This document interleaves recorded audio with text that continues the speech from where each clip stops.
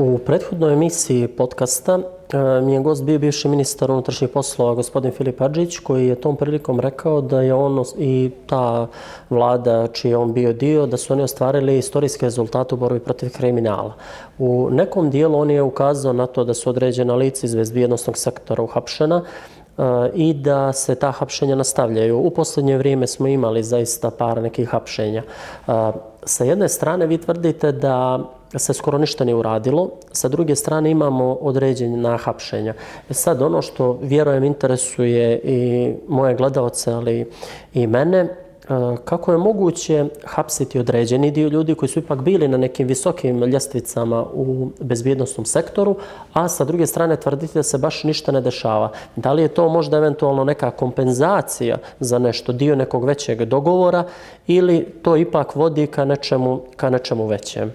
Pa dobro, ja koji, ajde da kažem, 20 i više godina pratim taj šverc cigareta, vrlo mi je jednostavno bilo zaključiti da i vlada Dritana Abazovića i Zdravka Krivokapića je nastavila sa švercom cigareta.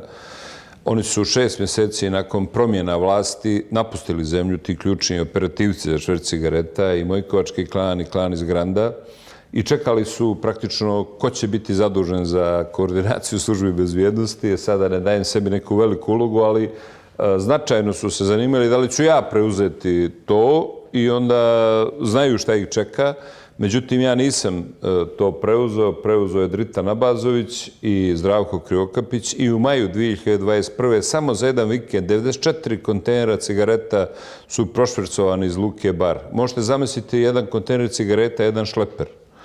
Zamislite konvoj iz Bara sa 94 šlepera koji ide iz Luke Bar. Već je tada postignut dogovor sa Krivokapićem, Spajićem i Abazovićem da se nastavlja šverc cigareta.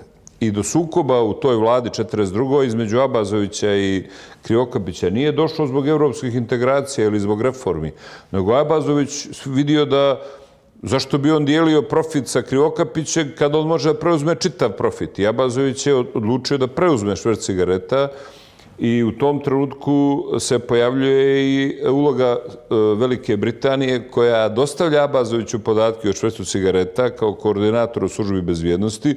Međutim, vidi da Abazović ne pokreće nikakve konkretne operacije na bazi tih informacija, i onda Velika Britanija ovde u Crnu Goru dovodi najmanje 5 agenata fizički svoje carine, koji sa kontejnerom, sa opremom, telekomunikacijom, sa sofisticiranom opravom dolaze u Luku Bar.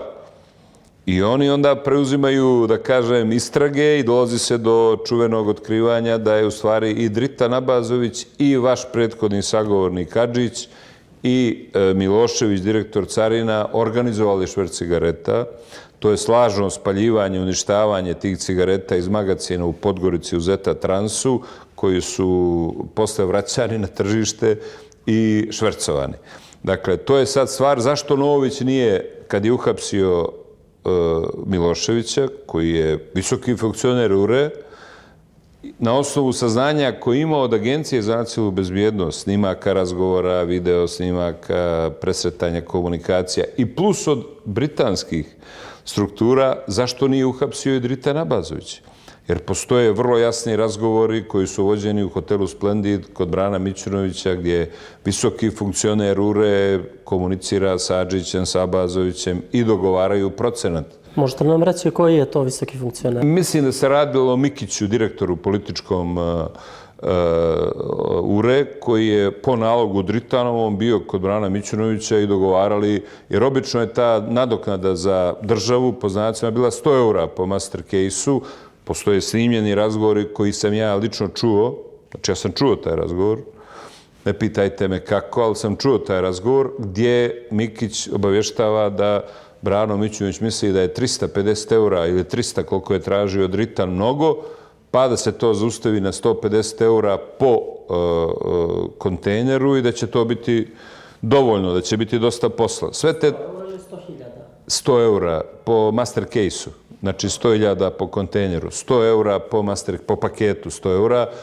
To je bila klasična ranija nadoknada koju su uzimali Đukanović i ovi prije. Dritan je tražio 300 ili 350, sad ne mogu tačno da vam kažem, imam u svojoj dokumentaciji.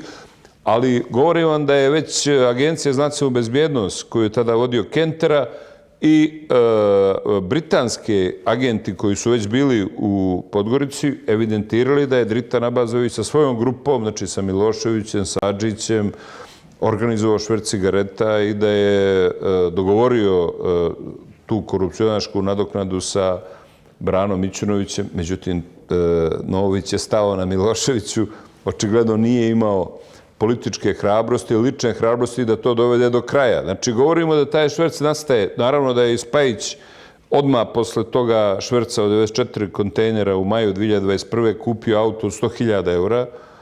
Odmah posle toga kupio nekretninu, vilu u Kotoru i kupio stan u Beogradu za jedno 2 miliona eura. Znači, govorimo, u maju je krenuo šverc, on je u junu, julu već 2 miliona eura potrošio na nekretnine koje nema prijavljene kao svoje prihode prije stupanja na javnu funkciju.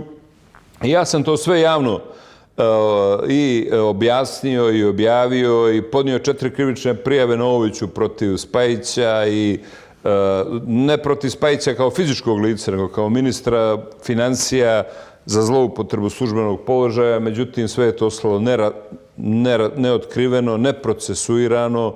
I ovdje govorimo o tome da je taj šverc nastavljen cigareta i dan danas. To ljudi mogu da vide golim okom ako obiđu ove tržne centre, pijace, cigarete se i dalje prodaju na ulici, što znači da šverc i dalje traje, što znači da neko u vladi prima novac od tih švercera da bi mogli nesmetano da švercuju cigarete. Eto, to je, dakle, situacija koju sad imamo.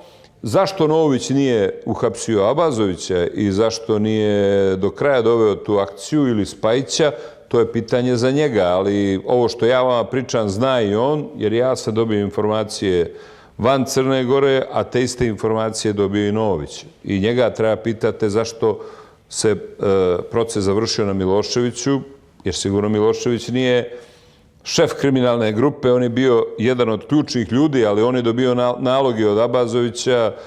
Adžić je bio tu također uključen jer je dao naloge da se isključe kamere koje snimaju izlazak iz toga magacina u Zeta Transu, ne znajući da te kamere, iako ih isključite, na disku snimaju sadržaj toga snimka.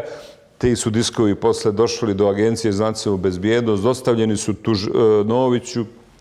Međutim, tu se stalo. Koji uticaj na Novovića je tu, ja zaista ne znam, ali znam ja da sam bio potpredsjednik vlade, ali neko ko utiče na to, to bi se dovelo do kraja.